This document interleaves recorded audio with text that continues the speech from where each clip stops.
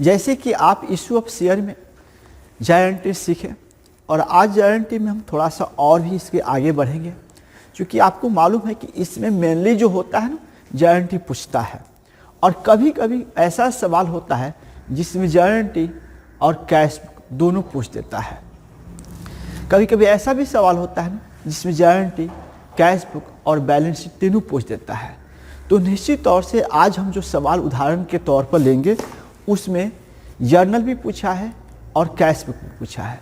तो वो सवाल कैसे बनेगा देखते हैं हम लोग। जैसे कोई उदाहरण हम ले लेते हैं, एग्जाम्पल ले लेते हैं।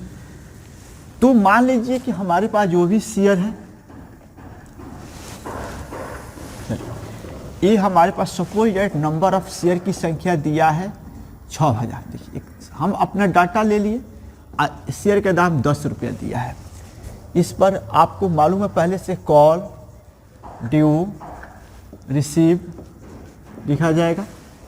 एप्लीकेशन पर दिया है प्रश्न में 2 रुपया, अलॉटमेंट पर 3 रुपया, फर्स्ट कॉल पर 2 रुपया और फाइनल कॉल पर 3 रुपया। यानी हमको जो 10 रुपया लेना है ना, वो मान लेते कोई ऐसा सवाल है जिसमें 6,000 शेयर का आवेदन आया, 6,000 शेयर का आवेदन आया, जिस पर एप्लीकेशन पर 2 रुपया, अलॉटमेंट पर 3 रुपया, फर्स्ट कॉल पर 2 रुपया और फाइनल कॉल पर 3 रुपया, मतलब कॉलिंग करना है। तो इसमें हम बताए थे कि अभी जो सवाल होगा ये वर्किंग नोट पहले बनाना होगा। और वर्किंग नोट ज़्यादा जरूरी जानते क्यों होता है कि बड़े बड़े जो सवाल होगा ना वर्किंग नोट में हम लोग डील कर लेते हैं। इसलिए वर्किंग नोट एक बहुत बड़ा इसका सोचिए बेस होता है। इस बेस में हम पहले स्टार्ट करते हैं 6,000 शेयर गुना 2 रुपया, 6,000 शेयर गुना 2 रुपया। जैसे आपको लग रहा है कि दोनों में एक ही हो रहा है, देखिए ड्यू और इसे दोनों एक ही बराबर इक्वल है। सवाल जैसे जैसे थोड़ा सा स्ट्रांग होगा ना तो उस दशा में दोनों में परिवर्तन आने लगेगा। इसलिए हम बेस सीख रहे हैं, बेस से थोड़ा सा स्टेप आगे चलेंगे तो परिवर्तन होगा। फिर इसको उठा लेते हैं 6,000 गुना 3 और 6,000 गुना 3। चलिए ये हुआ। अब हम लोग ध्यान रखेंगे जो हमारा जो काम है इसमें सिर्फ सीधा सा बात है कि जो वर्किंग नोट बना रहे हैं दोनों साइड का अभी एक ही चीज अमाउंट रह रहा है, कोई परिवर्तन नहीं हो रहा है। तो यहाँ पर हम आ जाते हैं 6,000 गुना 2 रुपया दिया है और 6,000 गुना 2 रुपया दिया है। चलिए इसमें दिया है 3 रुपया, तो 6,000 गुना 3 और 6,000 गुना 3। यहाँ कोई दिक्कत नहीं होगा। अगर इस प्रश्न में सिर्फ जर्नल एंट्री पूछा रहता, तो कितने एंट्रियाँ होता? तो 2 एप्लीकेशन के लिए, 2 अलॉटमेंट के लिए, 2 फर्स्ट के लिए, 2 फाइनल के लिए, यानी कुल 18 एंट्री होता। कुल कितना एंट्री होगा? 18 एंट्री कुल 8 एंट्री होगा। कुल कितना एंट्री होगा? 8 एंट्री होगा। 2 एप्लीकेशन के लिए, 2 अलॉटमेंट के लिए, 2 फर्स्ट के लिए और 2 फाइनल के लिए। टोटल कितने एंट्री होंगे? यानी 8 एंट्री होंगे। लेकिन प्रश्न में जब भी जर्नल पूछते, journal entry and cash book दोनों पूछ रहा है, तो वहाँ थोड़ा सा एंट्री में हम लोग का बदलाव किया जाता है, तब्दील होती है, कम किया जाता है। JNT सिर्फ पूछेगा तो आपको सिर्फ JNT पूछेगा तो 8 एंट्री करेंगे।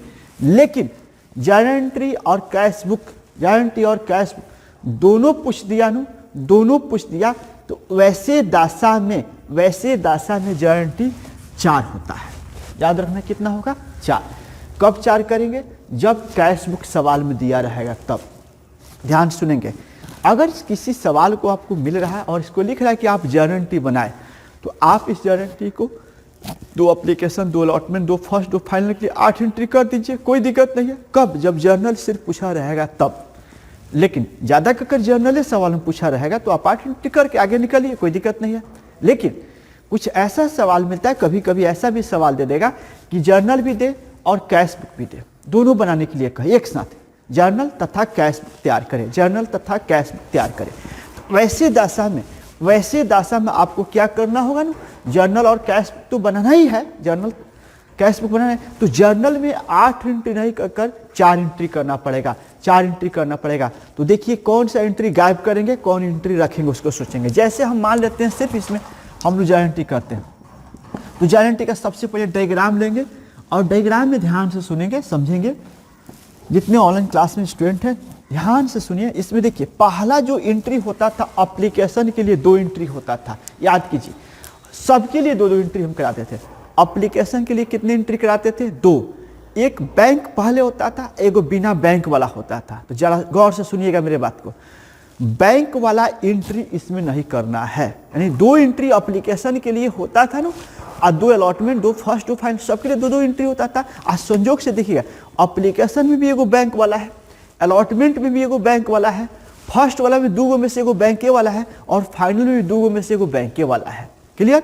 अब आपको क्या करना है ना कि जब भी जर्नल के साथ कैश बुक है तो ये 8 एंट्री नहीं करके 4 एंट्री करेंगे, यानी इसी 8 एंट्री में से मात्र 4 को करेंगे और 4 को छोड़ देंगे, 4 को छोड़ देंगे। कह रहा है कि जब भी कैश बुक पूछे ना, जब भी कैश बुक पूछे तो 8 एंट्री करने की आवश्यकता नहीं है, इसी 8 में से 4 को एंट्री करना है और 4 को छोड़ देना है, 4 को छोड़ देना है। अब किसको छोड़ना है उसको सुनेंगे गौर से। जैसे एप्लीकेशन में 2 एंट्री होता था, पहला एंट्री याद रख सुनिएगा, बैंक अकाउंट दिया टू शेयर एप्लीकेशन, पहला एंट्री, ठीक है, बैंक अकाउंट दिया टू शेयर एप्लीकेशन, और दूसरा होता था share application to share capital. तो दोनों में से एगो छोड़ना है, दोनों में से एक छोड़ना है। तो हम लोग किसको छोड़ेंगे? बैंक वालों को छोड़ेंगे, बैंक वाले करते। चलिए एप्लीकेशन का पहला एंट्री छूट गया। अब जो करते थे तो इसमें लिखेंगे शेयर एप्लीकेशन अकाउंट दिया टू शेयर कैपिटल, ये वाला एंट्री करेंगे, ध्यान रखेंगे। और देखिए संयोग से इसका अमाउंट 12,000, इसका भी अमाउंट 12,000, ध्यान रखेंगे। तो ये वाला अमाउंट हम धर रहे हैं, भले दोनों सेम है लेकिन आगे चल के बदलेगा। तो 12,000 रख दिया एप्लीकेशन के लिए। तो एप्लीकेशन का 2 एंट्री नहीं करना है ना, क्योंकि कैश बुक पूछ रहा है। जब कैश बुक पूछ रहा है तो 2 में से 1 एंट्री करना है।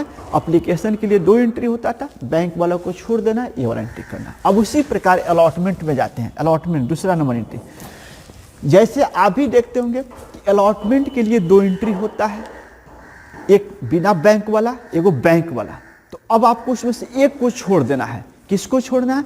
जिसमें बैंक वाला है उसको छोड़ देना है, यानी उसमें बैंक चौथा नंबर पर जाता है। अलॉटमेंट का एंट्री में चौथा में बैंक है, तीसरा में बिना बैंक है। तो एप्लीकेशन का 2 एंट्री होता है ना, तो बैंक वाला छोड़ देना है, उसका भी एंट्री होगा share allotment account DR to share capital, ये वाला एंट्री होगा। ये वाला एंट्री हो गया। इसका अमाउंट भी संयोग से देखिए अब यही बैठते चलेगा। तो 18,000 हो गया, 18,000 कर दिया। ये थोड़ा प्रैक्टिकल समझेंगे। ये आपका 6,000 गुने 3 18,000 रुपया हुआ, कोई दिक्कत नहीं है। ये अलॉटमेंट के लिए हुआ, एक इसके लिए हुआ, एप्लीकेशन के लिए हुआ। अब इसी सिलसिला में चलते हैं आगे फर्स्ट कॉल के लिए। तो फर्स्ट कॉल के लिए 2 एंट्री होता है, लेकिन एक एंट्री को छोड़ना है, एक एंट्री को छोड़ना है, बैंक वाला को छोड़ना है, बैंक वाला को छोड़ना है। तो बैंक वाला को छोड़ना है, तब हम लोग यहाँ क्या करेंगे? तीसरा एंट्री करेंगे share first call account DR to share capital, ये वाला एंट्री करेंगे। ये वाला एंट्री करेंगे तो इसका 12,000 अमाउंट करेंगे, 12,000 करेंगे। 1 2 3 हुआ। अब चौथा एंट्री भी थोड़ा सा समझ लीजिए। फाइनल के लिए 2 एंट्री करते हैं, तो फाइनल में 1 एंट्री करेंगे, 1 एंट्री छोड़ देंगे। फाइनल में बैंक वाला छोड़ेंगे, बिना बैंक वाला एंट्री उठा लेंगे। तो बिना बैंक वाला एंट्री होता है share final call account DR to share capital, ये वाला एंट्री हुआ। चलो अब इसका भी अमाउंट देख लीजिए, 18,000 हो गया। तो मेरा मतलब है कि आपको ये 8 एंट्री उस वक्त करना होगा जब प्रश्न में सिर्फ जर्नल पूछेगा तब, प्रश्न में सिर्फ जर्नल पूछेगा तब। लेकिन प्रश्न में जर्नल तथा कैश बुक पूछे तो 4 एंट्री करना है और प्लस कैश बुक बनाना है, कैश बुक बनाना है। ये हम सीखेंगे। तो 8 एंट्री नहीं करेंगे, 8 एंट्री उस वक्त कीजिएगा जब ना प्रश्न में सिर्फ जर्नल पूछेगा। क्लियर? आज जावना प्रश्न में कैश बुक उठा लिया, उनमें 4 गो एंट्री करना है, जो 4 एंट्री आपको कर दिखा दिए। तो हमको लग रहा है कि चीज़ आपको समझ में आ गया। ठीक है, अगला वाला पॉइंट पर चलेंगे। अगला वाला पॉइंट पर चलेंगे, ध्यान रखेंगे अगला वाला पॉइंट क्या होगा। तो अब इसका कैश बुक कैसे बनेगा, इसका कैश बुक कैसे बनेगा उसको देखते हैं। तो जैसे 4 गो जर्नल एंट्री पास कर लीजिएगा ना, तो कैश बुक बनाया जाता है। तो कैश बुक जो बनता है उसको ध्यान से सुनेंगे। बस एक सिंपल सा एंट्री करें, ये एक 4 लाइन का, 4 या 5 लाइन का लीजिएगा, बहुत लंबा लेने की जरूरत नहीं है, 4 या 5 लाइन का लीजिएगा। और इसको क्या कीजिएगा, एक लेजर है, इस पर हेडिंग लिख दीजिएगा कैश बुक। ये 4 एंट्री करने के बाद इसको बनाना है। इसमें लिखा जाता है particular amount, particular amount, CR side हो गया, ADR साइड हो गया। ये कैश बुक हुआ। ये 4 या 5 लाइन या 6 लाइन तक लीजिएगा। अब यहाँ लिखेंगे टू, इधर कोई चीज लिखेंगे तो बाई लिखते हैं, टू शेयर एप्लीकेशन लिखेंगे, शेयर एप्लीकेशन। उसके बाद to share allotment, to share first call, to share final call. ये चारों कॉल का नाम लिख देना होगा। क्लियर, चारों कॉल का नाम लिख देना होगा। तो यहाँ पर अब अमाउंट कहाँ से लाएंगे, तो इसमें जो अमाउंट रखे ना 1 2 3 4 में रखे, इधर के अमाउंट देखिए, भले लग रहा है कि एक ही जैसा अमाउंट है इसका इसका, लेकिन बार बार समझा रहे हैं ना कि जैसे आगे जाया जाएगा ना, जैसे थोड़ा सा अगला सवाल पर जाएंगे तो 4 दिन के बाद से तो दोनों में थोड़ा परिवर्तन होने लगता है, तो रीजन भी पता चलेगा कि क्यों परिवर्तन हो रहा है। तो ये देखिए कैश बुक में 1 नंबर में अमाउंट जाएगा एप्लीकेशन के लिए 12,000, अलॉटमेंट के लिए 18,000 जाएगा, और इसके लिए आपको जाएगा 12,000, इसके लिए 18,000 जाएगा, और इस प्रकार ये बन गया। अब इसको जोड़ देना होगा, ये जोड़िएगा तो टोटल 60,000 आएगा, जोड़ लीजिएगा 60,000 हो गया। अब क्या करेंगे, इधर भी 60,000 लिख देंगे, इधर भी 60,000 लिख देंगे। चलिए 60,000 लिख दिए, कुछ नहीं करना, सिंपल, बहुत सिंपल में जाएंगे। अब यहाँ पर क्या कीजिएगा, 60,000 फिर लिख दीजिएगा, और इसको लिखिएगा बैलेंस CD, मतलब हाथ में पैसा कितना है, 60,000 है। यही चीज को यहाँ लिखना है, यहाँ लिखना है, और यहाँ लिख देना है बैलेंस CD। इसके आंसर को बैलेंस CD में लिखा जाएगा। तो ये हम लोग का आज हम लोग का कैश बुक था। हम बता रहे हैं कि इशू ऑफ शेयर बहुत सिंपल होता है। दुर्भाग्य की बात है कि हम लोग ऑफलाइन क्लास में नहीं है, इसलिए बहुत सारे स्टूडेंटों की मानसिक रूप से पहले तैयार हो जाता है कि हमको नहीं समझ में आएगा। ऐसा कुछ नहीं होता है, ऐसा कुछ नहीं होता। हम लोग भी 2-3 साल पहले सब कुछ नहीं जानते थे, कैसे वीडियो बनाना है, कैसे यूट्यूब पर ले जाना है, कैसे इसमें एडिटिंग करना है, कुछ नहीं जानते। लेकिन समय और परिस्थिति क्या किया, उस तरह के बनना पड़ गया, तो बन गए। हम तो ढाल लेते हैं, हम किसी साचा में ढाल लेंगे, ढाल लिए। तो आप लोग भी समझ लीजिए कि सरकार का जो पॉलिसी है, कोरोना काल में कोचिंग स्कूल बंद करना, पढ़ाई बंद करना, तो उस पॉलिसी में आपको पढ़ना है तो इस चीज़ को अपनाना पड़ेगा, कोई दुमत नहीं है। ये सरकार के भरोसे रहिएगा नहीं कि एग्जाम हुआ मैट्रिक वाला, आप लोग दे करके एग्जाम है जैसे तैसे लिखे और रिजल्ट अच्छा हो गया, अरे उससे कुछ नहीं हुआ, एक सर्टिफिकेट मिला है, उससे ज़्यादा कुछ तुम्हारा नहीं बनने वाला है। नॉलेज को बढ़ाओ, नॉलेज बढ़ा के रखिएगा तभी काम मिलता है। ये वाला हो गया कब, जब आपको 4 कॉल है तब। तो आराम से इसको आप एक सवाल को कॉपी में नोट कीजिए। सवाल है कि 6,000 शेयर है, 10 रुपये के दर से, 2 रुपये एप्लीकेशन, 3 रुपये अलॉटमेंट, फर्स्ट कॉल, इस तरह का। तो ये हम लोग को लग रहा है कि ये चीज़ को हम लोग समझ लिए। अब फिर नेक्स्ट वीडियो में मिलते हैं, तब तक धन्यवाद।